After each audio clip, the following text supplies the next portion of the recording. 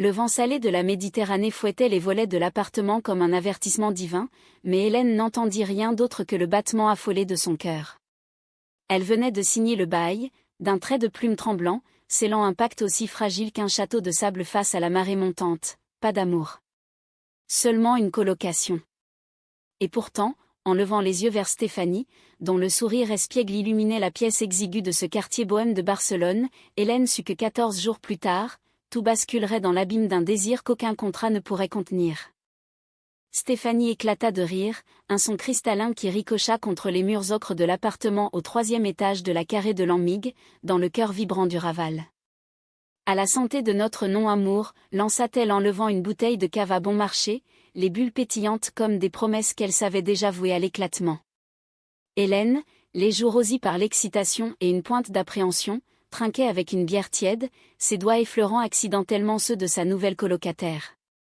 Ce contact fugace, à peine une étincelle, alluma déjà un feu qu'elle s'empressa d'étouffer dans les abysses de sa raison. C'était l'été 2025, et Barcelone pulsait d'une énergie fiévreuse, mélange de tourisme effréné et de fêtes clandestines qui se murmuraient dans les ruelles étroites. Hélène, 28 ans, avait fui Paris 6 mois plus tôt, lasse des intrigues amoureuses qui avaient transformé son existence en un roman de Balzac trop prévisible. Artiste peintre ratée, elle survivait en donnant des cours de français à des expatriés rêveurs, ses toiles entassées dans un atelier imaginaire qu'elle n'avait jamais osé louer. Son corps élancé, marqué par une cicatrice discrète sur la joue souvenir d'une chute enfantine dans les escaliers de Montmartre portait les stigmates d'une vie nomade, tatouages éphémères effacés par le temps, et un regard vert qui scrutait le monde avec une méfiance poétique. Stéphanie, elle, était l'antithèse vivante de cette mélancolie.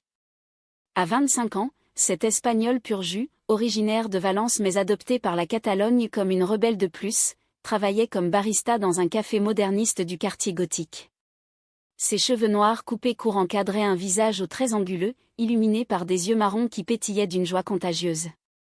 Athlétique, forgée par des années de surf sur les vagues de la Costa Brava, elle incarnait la vitalité méditerranéenne, rire tonitruant, gestes amples, et une philosophie de vie qui se résumait à « carpe diem » ou au moins essaie. Elle s'était rencontrée sur une application de colocation, un swipe hasardeux dans l'océan digital des âmes esselées, et l'alchimie avait opéré instantanément. Besoin d'une coloc ? Besoin d'un peu de folie, avait écrit Stéphanie. Hélène, en quête de stabilité, avait répondu, besoin d'un toit. Et peut-être d'un peu de calme. Le pacte était né de cette asymétrie évidente. Assise sur le sol poussiéreux de l'appartement vide d'un 2 pièces au plafond, avec une terrasse minuscule donnant sur un enchevêtrement de câbles électriques et de linge séchant au vent, elles avaient rédigé leur contrat de non-amour sur une feuille de papier froissé. Règle simple, gravée dans l'humour et la peur, pas de regard trop long, pas de confidence au-delà de minuit, pas de toucher involontaire prolongé. On est là pour partager un loyer, pas un lit, avait décrété Hélène, la voix ferme mais le cœur cognant. Stéphanie avait hoché la tête, les yeux rieurs, exactement. Amis, colocataires, et rien de plus. Promis, juré, craché. Les premiers jours furent un balai maladroit de découverte. Hélène transforma le salon en atelier improvisé, étalant ses toiles sur le parquet craquelé, peignant des nus abstraits inspirés des fresques de Gaudí qu'elle admirait lors de ses promenades solitaires au parc Güell. Stéphanie rentrait tard, imprégnée d'odeurs de café torréfié et de sueur joyeuse, racontant ses anecdotes de clients excentriques, l'Américain qui commandait un espresso avec du lait d'avoine et des regrets existentiels, ou la vieille Catalan qui psalmodiait des poèmes de Lorca entre deux gorgées. Elles cuisinèrent ensemble un soir, une paella approximative où le riz collait lamentablement, et rirent jusqu'aux larmes, les épaules se frôlant par inadvertance. « Attention, pacte » s'exclama Hélène en reculant, mais son rire sonnait faux, teinté d'une chaleur qu'elle n'osait nommer. La nuit, dans la pénombre de leurs chambres adjacentes, séparées par une cloison fine comme un voile de soie, Hélène écoutait la respiration de Stéphanie. Des rêves inavouables la hantaient, des baisers volés sous la pluie de la Rambla, des mains entrelacées lors d'une sieste paresseuse sur la plage de Barceloneta. Elle se réveillait en sueur, maudissant ce corps traître qui réagissait à la simple évocation de ce parfum de sel et de jasmin que Stéphanie laissait traîner dans la salle de bain. C'est la chaleur, se convainquait-elle. L'exil. Pas elle. Stéphanie, de son côté, feignait l'insouciance. Mais au café, entre deux commandes, son esprit vagabondait vers l'appartement, vers cette Française altière qui peignait avec une ferveur presque sacrée. Elle avait fui Valence pour échapper à une famille étouffante, où son orientation, cette vérité lesbienne qu'elle portait comme une médaille secrète, était un tabou aussi lourd que les cloches de la cathédrale. À Barcelone, ville des amours fugaces et des cœurs brisés, elle s'était jurée de ne plus s'attacher. Pourtant, en rentrant un soir, elle trouva Hélène endormie sur le canapé, une toile inachevée sur les genoux, et le désir la frappa comme une vague, l'envie de tracer du bout des doigts la courbe de son épaule, de murmurer des mots doux en catalan ancien. Le 7e jour, le pacte vacilla pour la première fois. Une fête de quartier éclata dans la rue, tambours et guitares flamenco résonnant jusqu'à l'aube. Elles descendirent, emportées par la foule, dansant sous les guirlandes lumineuses. Stéphanie attrapa la main d'Hélène pour la guider dans la ronde, et le monde s'effaça. Leurs corps se mouvaient en synchronie, hanches se frôlant, souffles se mêlant. Quand la musique s'arrêta, elles se retrouvèrent face à face, haletantes, les lèvres à un souffle de distance. « Pacte » murmura Hélène, reculant comme brûlée. Stéphanie rit, mais ses yeux trahissaient une faim vorace. Les jours suivants furent une danse sur le fil du rasoir.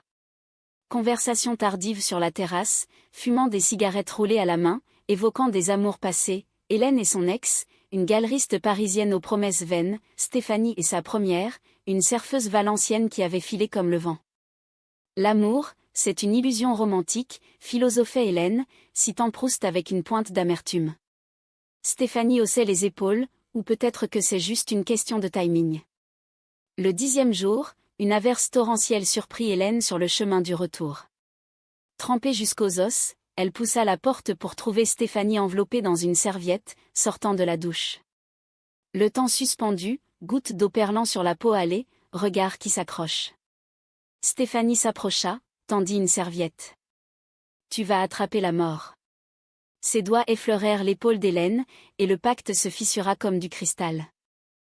14 jours. Exactement 14 jours après la signature, tout explosa. C'était un soir de mi-août, l'air lourd d'ozone annonçant l'orage. Stéphanie rentra du travail, les traits tirés, un message sur son téléphone qu'elle rangea précipitamment. Hélène, qui peignait furieusement une scène de plage tourmentée, leva les yeux. « Tout va bien ?» demanda-t-elle, la voix douce. Stéphanie hésita, puis, « Une ex. Elle veut me revoir. Juste pour parler. » Le pinceau d'Hélène tomba, éclaboussant le sol de rouge sanglant. « Et alors ? Va. Le pacte nous protège. » Mais ces mots sonnaient creux, et quand Stéphanie sortit, Hélène s'effondra, les larmes coulant comme la pluie qui s'abattait enfin sur la ville. Stéphanie marcha sous l'averse comme une somnambule, les rues de Barcelone se muant en un labyrinthe de regrets. L'ex en question, Maria, l'attendait dans un bar caché du Born, un antre aux murs tapissés de vinyles anciens et de photos jaunies de la movida madrilena. Maria, 27 ans, cheveux roux flamboyants et sourire carnassier, avait été le premier amour de Stéphanie passionné, destructeur, terminé dans un tourbillon de jalousie et de cris. « Tu m'as manqué ?» murmura Maria en l'attirant dans une étreinte qui sentait le vin et les souvenirs rances. Stéphanie se raidit, mais le contact raviva une braise qu'elle croyait éteinte. Elles parlèrent des heures, riant des folies passées, et quand Maria l'embrassa un baiser urgent, possessif, Stéphanie ne recula pas immédiatement. C'était une erreur, un vertige, mais au fond d'elle, une voix hurlait, « Hélène. Le pacte. L'appartement qui t'attend. » De retour à l'aube, trempée non plus par la pluie mais par une culpabilité poisseuse, elle trouva Hélène sur la terrasse, emmitouflée dans un châle, les yeux rougis fixant l'horizon laiteux. « Tu es rentrée ?» dit Hélène d'une voix neutre, comme si elle commentait la météo. Stéphanie s'assit à côté d'elle, les mots se bousculant, c'était rien. Juste du passé. Mais Hélène se tourna, son regard vert perçant comme une lame, et si c'était plus ? Si tu brisais le pacte pour elle ? La dispute éclata, violente et cathartique, mots lancés comme des éclats de verre. Tu es jalouse, accusa Stéphanie. Non, terrifiée, riposta Hélène. Elles se touchèrent alors une main sur un bras, un corps contre un autre et le baiser survint, inévitable, un feu d'artifice sous la peau. Ce baiser, sur la terrasse mouillée, fut le point de non-retour. Lèvres salées par les larmes et la mer, langue se cherchant avec une urgence désespérée, mains explorant les courbes interdites. Elles basculèrent dans la chambre d'Hélène, vêtements jetés comme des serments brisés, corps entrelacés dans une danse primitive. Stéphanie, avec sa fougue espagnole, traçait des chemins de baisers sur la peau pâle d'Hélène, murmurant des « te quiero » enroués. Hélène, plus retenue, plus française dans sa sensualité, répondait par des caresses précises, des mots susurrés en vers de Baudelaire adaptés à l'instant. La nuit fut un ouragan, rires étouffés, gémissements qui traversaient les murs, et au matin, une tendresse nouvelle, fragile comme un mirage. Mais le pacte, même rompu, laissait des ombres. Les jours suivants furent un lune de miel clandestin au sein de leur quotidien. Elles se volaient des moments, un café partagé au lever du soleil sur la Sagrada Familia, doigts entrelacés sous la table, une escapade à la plage de la Barceloneta, où Stéphanie apprenait à Hélène à surfer, leur corps glissant sur les vagues comme des amants insouciants. Hélène peignait désormais des portraits de Stéphanie, son visage capturé dans la lumière du matin, yeux mi-clos, lèvres entr'ouvertes sur un secret. « Tu es ma muse maudite », confiait-elle, pinceau en main. Stéphanie rougissait, mais son cœur battait la chamade. Pour la première fois, elle se sentait vue, non comme une aventurière éphémère, mais comme une femme entière. Pourtant, les fissures apparurent vite. Maria ne lâchait pas prise. Des messages incessants, des appels nocturnes qui faisaient sursauter Stéphanie dans le lit d'Hélène. « Bloque-la », suppliait Hélène un soir, levée contre elle. « C'est du passé. » Mais Stéphanie hésitait, prisonnière d'une loyauté mal placée envers cet ex qui avait été son initiation au désir lesbien. Et puis, il y avait les doutes d'Hélène elle-même, des appels de Paris, de son ex-galeriste qui promettait une exposition, un retour aux sources. « Je ne partirai pas », jurait Hélène, mais ses yeux trahissaient l'incertitude. Le pacte initial, censé les protéger, n'était plus qu'un fantôme moqueur, rappelant que l'amour, en Espagne comme en France, était un terrain miné de trahison potentielle. Le conflit s'envenima lors d'une fête privée dans un loft du Poblenou, quartier des hipsters et des rêves technologiques. Invitée par des amis communs à un cercle d'expatriées lesbiennes cosmopolites, elles arrivèrent main dans la main, fières et vulnérables. La musique pulsait, un mélange de flamenco électro et de chansons de Rosalia, et l'alcool coulait comme la Seña. Maria était là, bien sûr, traînée par une connaissance mutuelle. Son regard croisa celui de Stéphanie, chargée d'un défi silencieux.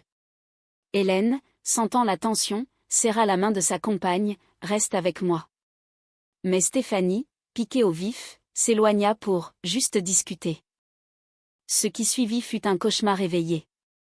Maria, avec son charisme toxique, attira Stéphanie dans un coin sombre, lèvres contre oreilles, « Elle ne te mérite pas. Moi, je te connais. » Et dans un moment de faiblesse, un baiser volé, vu par Hélène qui traversait la foule comme une furie. La scène qui s'ensuivit fut digne d'un drame cornélien, cris étouffés par la musique, verres renversés, regards assassins. « Traîtresse » hurla Hélène, les larmes aux yeux.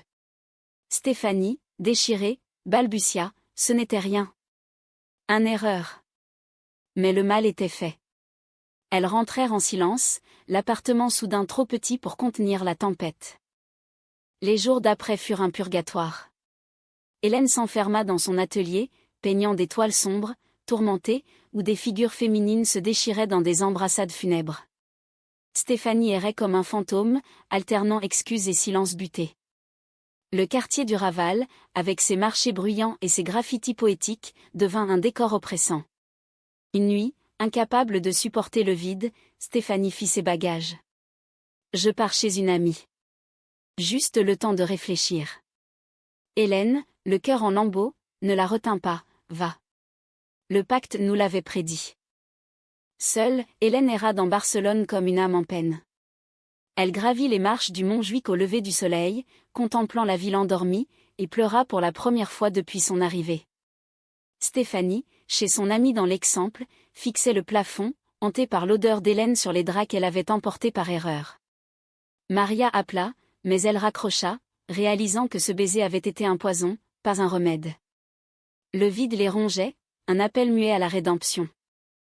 C'est alors que le destin intervint, sous la forme d'une lettre inattendue. L'ex d'Hélène, La galeriste parisienne proposait non seulement une expo, mais une collaboration. Reviens. Mais amène ton feu catalan. Hélène relut le message, et au lieu de joie, sentit un dégoût. Paris représentait l'ancien monde, les chaînes. Ici, à Barcelone, malgré la douleur, elle avait goûté à la vie, à l'amour, même brisé. Elle écrivit à Stéphanie, rentrons. Pas pour le pacte. Pour nous. Stéphanie reçut le message au milieu d'une nuit agitée. Les larmes coulèrent, libératrices. Elle se leva, héla un taxi sous la lune basque, et frappa à la porte de l'appartement à l'aube. Hélène ouvrit, les yeux gonflés, et sans un mot, elles s'effondrèrent dans les bras l'une de l'autre. Pardonne-moi, murmura Stéphanie. Nous nous pardonnons, répondit Hélène. Ce n'était pas la fin du conflit, mais le début d'une reconstruction, pierre par pierre, dans la lumière impitoyable de l'amour vrai. La réconciliation fut un pont fragile jeté sur l'abîme, mais oh, quel vertige délicieux il offrait. Les jours suivants, Hélène et Stéphanie naviguèrent entre silence complice et explosion de tendresse, apprenant à rebâtir sur les ruines du pacte brisé. Elles promirent une nouvelle règle, non écrite, honnêteté absolue, amour inconditionnel. Barcelone, complice, les enveloppa de son manteau estival, marché du Boqueria où elles se perdaient dans les effluves d'épices et de fruits mûrs, riant comme des gamines en achetant des figues juteuses, promenade le long du port olympique, où les yachts dansaient sur l'eau et que leurs mains se liaient naturellement, sans peur du regard d'autrui. Hélène, inspirée par cette renaissance, se lança dans une série de toiles audacieuses, des diptyques où deux femmes, l'une française, l'autre espagnole, fusionnaient dans des étreintes cosmiques, fondues de couleurs vives évoquant les mosaïques de Miro. Elle envoya des photos à sa galeriste parisienne, qui répondit avec enthousiasme, « C'est ton meilleur travail. Viens exposer à la FIAC en octobre. Et amène ta muse. » Stéphanie, flattée, posa pour des séances interminables, son corps athlétique capturé dans des poses vulnérables, révélant une sensualité qu'elle n'avait jamais osé explorer pleinement. « Tu me rends belle, confiait-elle, rougissante. Hélène secouait la tête, « Tu le es. Et plus encore. » Mais le passé, ce fantôme insidieux, n'avait pas dit son dernier mot. Maria, blessée dans son orgueil, ourdit une vengeance mesquine. Sachant l'exposition imminente via des ragots du milieu artistique barcelonais, elle contacta la galeriste d'Hélène, une connaissance lointaine d'une expo passée, et sema le doute, « Attention, ta protégée est instable. Elle collectionne les cœurs brisés, comme son ex-colocataire. » Les mots, empoisonnés de mensonges, firent leur chemin. Lors d'un appel, la galeriste hésita, « Hélène, chérie, es-tu sûre de cette relation ?» Les rumeurs courent. Hélène, piquée au vif, raccrocha, le doute s'insinuant comme un ver. Le soir même, la confrontation avec Stéphanie fut inévitable. Assise sur la terrasse, un verre de sangria entre elles, Hélène lâcha les mots comme une grenade, « Maria t'a-t-elle vraiment lâché ? Ou est-ce que tu joues sur les deux tableaux ?» Stéphanie blêmit, puis explosa, « C'est elle qui ment. Je l'ai bloquée, effacée. Crois-moi, por favor. » Mais Hélène, hantée par ses propres trahisons passées, ne put se retenir. Le pacte nous avait prévenus. L'amour est une illusion, un piège. Les larmes coulèrent, et pour la première fois, Stéphanie craqua, « Si tu doutes, alors pars. Retourne à Paris, à tes toiles stériles. Moi, je reste ici, avec mon cœur en miettes. » La nuit fut une torture. Hélène erra dans les rues du Raval, passant devant les bars lesbiens où des couples dansaient sans se soucier des pactes ou des trahisons. Elle s'arrêta au café de la Plaça, un antre cosy aux lumières tamisées, et commanda un absinthe, poison vert qui ravivait les souvenirs. Là, une vieille Catalan, une poétesse aux cheveux blancs comme la neige d'Andorre, s'assit à sa table. L'amour, ma fille, n'est pas une ligne droite. C'est une danse flamenco, passion, douleur, et retour à la source.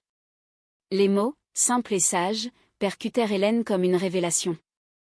Elle rentra à l'aube, trouva Stéphanie endormie sur le canapé, un mot froissé à la main, « Je t'aime. » Malgré tout. Le pardon fut lent, mais profond. Elles parlèrent des heures, déballant les valises émotionnelles, les peurs d'abandon d'Hélène, héritées d'une enfance chaotique, les cicatrices de rejet de Stéphanie, gravées par une famille homophobe. « Nous ne sommes pas parfaites, » admit Hélène. Mais ensemble, nous sommes entières. Elle scellèrent cette paix d'un amour physique renouvelé, lent et délibéré, sur le sol du salon, sous la pluie fine qui tambourinait aux fenêtres. Ce fut une guérison charnelle, des caresses qui effaçaient les doutes, des murmures qui tissaient un nouveau pacte, celui de la vulnérabilité partagée. Pourtant, le vrai test arriva avec l'exposition. Paris appelait, tentateur, avec ses galeries feutrées et ses critiques acérées. Hélène hésita, partir seule signifierait abandonner Stéphanie à Maria et aux ombres, partir ensemble risquait de tout exposer, de briser l'équilibre précaire. « Viens avec moi », supplia-t-elle finalement. Stéphanie, terrifiée par l'inconnu, accepta, « pour toi.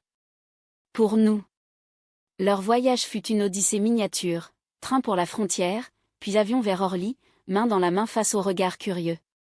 Paris les accueillit avec une fraîcheur automnale, contrastant avec la chaleur barcelonaise, et Hélène sentit le poids de ses racines ces boulevards haussmanniens qui l'avaient formée, mais aussi étouffée. L'exposition, dans une galerie du Marais, fut un triomphe. Les toiles d'Hélène, imprégnées de l'âme catalane, captivèrent, critiques louant, l'érotisme méditerranéen dans une veine française, collectionneurs enchérissant sur les diptyques lesbiens. Stéphanie, à ses côtés, rayonnait, posant pour des photos, son accent chantant roulant les airs, avec une grâce exotique. Mais Maria, qui avait suivi de loin, frappa à la porte de l'hôtel la dernière nuit. « Félicitations », dit-elle, un sourire faux aux lèvres, tendant une enveloppe, des photos volées d'Hélène et Stéphanie en train de s'embrasser sur la plage, anonymes mais menaçantes. « Publie-les, et ta carrière est finie. Ou garde-les, et souviens-toi qui tu es vraiment. » La trahison de Maria, cette ultime flèche empoisonnée, propulsa le couple dans un maelstrom émotionnel. Hélène, furieuse, voulait confronter l'ex-Stéphanie, protectrice, la retint, laisse-la. C'est son poison, pas le nôtre. Mais la nuit, dans la chambre d'hôtel aux draps amidonnés, les doutes ressurgirent. Et si elle publie ? Si Paris me rejette pour ça, gémit Hélène. Stéphanie la serra fort, alors nous rentrons à Barcelone. Toi, moi, et nos toiles tachées d'amour. Leur étreinte fut un rempart contre la tempête, corps fusionnés dans une urgence qui défiait les ombres. Le matin, au lieu de fuir, elles affrontèrent.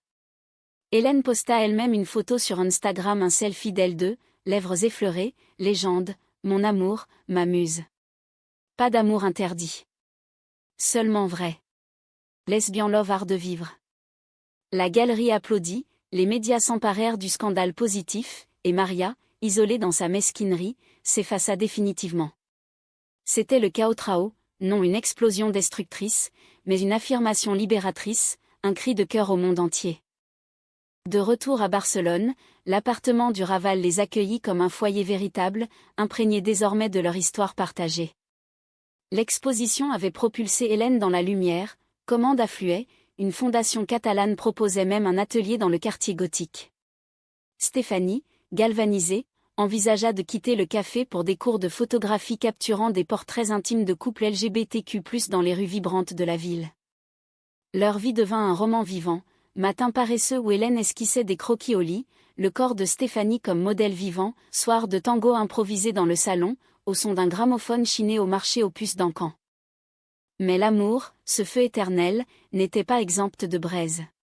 Des querelles surgissaient, petite mais vive, Hélène, perfectionniste, reprochait à Stéphanie son désordre joyeux, Stéphanie, impulsive, taquinait Hélène sur sa mélancolie française. Pourtant, chaque conflit se résolvait dans des rires ou des étreintes, transformant la douleur en carburant pour leur passion. Elles adoptèrent un rituel, chaque quinzaine, réviser leur pacte revisité, une liste grandissante de « oui, oui aux vulnérabilités, oui aux rêves communs, oui à l'avenir incertain ». L'hiver arriva doucement, enveloppant Barcelone d'une brume marine qui adoucissait les contours. Elles passèrent Noël sur la Costa Brava, dans une petite maison louée près de Tossa de Mar, où les vagues chantaient des berceuses anciennes. Là, sous un ciel étoilé, Stéphanie fit sa demande non en bague, mais en un collier de coquillages ramassés sur la plage, « Épouse-moi, pas pour la loi, mais pour l'âme ». Hélène, les yeux brillants, accepta, oui. Pour toutes les vies à venir. Ce fut un moment humain, pur, loin des drames, deux femmes, marquées par les tempêtes, choisissant la paix. Pourtant, la vie, dans sa cruauté poétique, testa une dernière fois leur lien. Au printemps 2026, Hélène apprit sa grossesse non biologique, mais par insémination, un projet qu'elles avaient caressé en secret. Stéphanie, terrifiée par l'idée de parentalité dans un monde encore hostile, paniqua. « Et si je ne suis pas prête ? Et si je te déçois ?» Hélène, sereine malgré la peur, la serra. « Nous ne sommes pas seuls. Nous avons Barcelone, nos pactes, et cet amour qui nous a survécu. » La nouvelle apporta des joies immenses, échographies émerveillées, déco de nurserie dans l'appartement agrandi, et un soutien inattendu de la famille de Stéphanie, qui, touchée par une lettre d'Hélène, franchit le pas de l'acceptation. Le jour de la naissance, dans une clinique ensoleillée de l'hôpital clinique, naquit Sophia, un mélange de leur monde, yeux verts comme Hélène, cheveux noirs comme Stéphanie. La petite criait avec la vigueur d'une Catalan, et dans cette salle baignée de lumière, les deux femmes se regardèrent, épuisées triomphantes. « Notre pacte ultime », murmura Stéphanie, baisant le front d'Hélène. « Pas d'amour ? Plutôt tout l'amour du monde. » Des années plus tard, alors que Sophia trottinait dans les ruelles du Raval, Hélène exposait une toile monumentale, 14 figures entrelacées, symbolisant les 14 jours qui avaient tout changé. Le vernissage attira la foule, Maria elle-même y vint, ombre repentante, et offrit des excuses sincères. Stéphanie, Sophia sur la hanche, sourit, « Le passé est un océan. Nous naviguons vers l'horizon. » Ainsi s'achevait leur odyssée non ambicacéage grandiloquent, mais en une humanité rayonnante, l'amour comme acte de courage, la trahison comme leçon, la rédemption comme choix quotidien. Dans l'Espagne ensoleillée, deux âmes françaises et catalanes avaient tissé un fil d'or, prouvant que les pactes les plus fragiles mènent aux vérités les plus profondes. Et 14 jours après le premier baiser, ou 14 ans après la naissance, l'essentiel demeurait, elles s'aimaient, follement, éternellement.